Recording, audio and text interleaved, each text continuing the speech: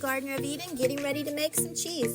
You're going to need a gallon of milk, a quarter a cup of vinegar, some salt, and a buckle in for the ride. Pots of the milk heating up, and they're staggered. So I'm going to use my thermometer on this first one, and this one is registering a cool 180 right now. And our target temperature is 190 degrees. Ooh, 182. That jumped real quick. And over here on my second pot, I've got this one at 162. And my third pot over here, I have at about 120. Right in that range. So what I'm going to do, and I would suggest that you get one of these digital thermometers. I tried a different kind last time. My cheese was a miserable failure. So I have lined some strainers with cheesecloth. I saw suggestions saying to use muslin. I'm going to get some of that and cut it with my pinking shears, and then I'm going to put it into here. So I want a little bit of distance so it's not just sitting in the wet way. And in this next one that I've set up, I've got an actual bucket that I have it sitting in, because I'm just going to give this directly to my pigs tomorrow for their food. That might not work very good. I'll look at that before I finish it. Okay, so this is what our pot of cheese looks like at this point from our gallon of milk. And we're going to pour it carefully into this cheesecloth.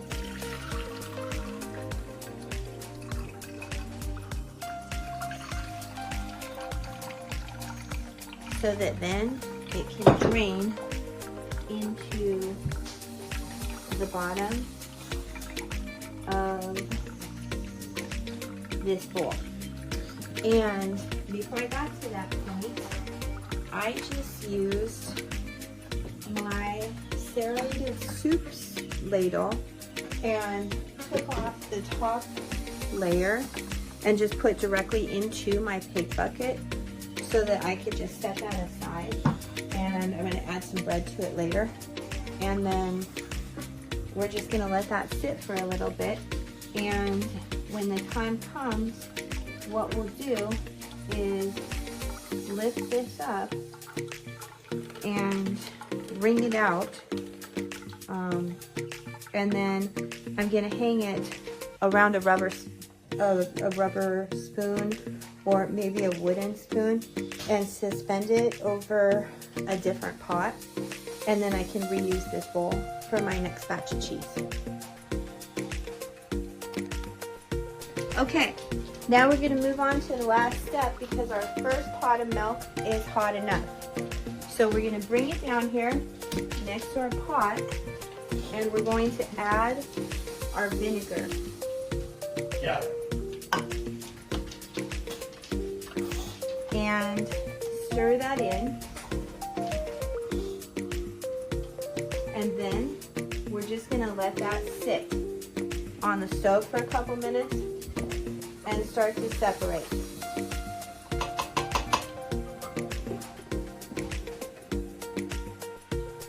Here's our finished product for the first one. Get that consistency. So it's not a hard cheese, it's a soft cheese.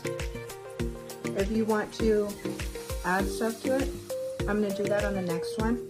So I've got my pot all set up for my next strainer to be ready.